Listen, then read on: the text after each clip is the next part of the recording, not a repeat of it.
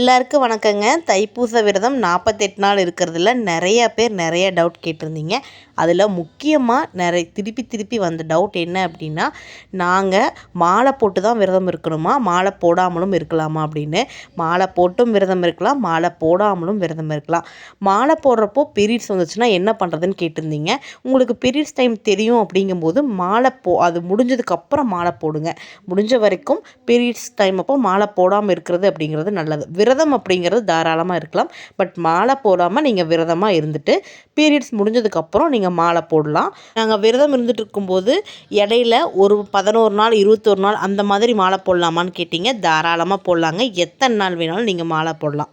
விரதம் பார்த்திங்கன்னா 48 நாளைக்கு இருந்துக்கோங்க. அப்புறம் இன்னொரு டவுட் ரிப்பீட்டடாக வர்ற இன்னொரு டவுட் என்ன அப்படின்னா, நாங்கள் குழந்தைக்காக இந்த விரதம் 48 நாள் இருக்கிறோம். நாங்கள் ஒன்றா இருக்கலாமா, ஹஸ்பண்ட் அண்ட் ஒய்ஃப் ஒன்றா இருக்கலாமான்னு கேட்குறீங்க. கண்டிப்பாக இருக்கக்கூடாதுங்க. விரதம் அப்படிங்கிறது நம்ம எல்லா சுக துக்கங்களையும் விட்டு கொடுத்துட்டு கடவுளே கதின்னு சொல்லிட்டு உண்மையான பக்தியோடு இருக்கிறது தான் விரதம்.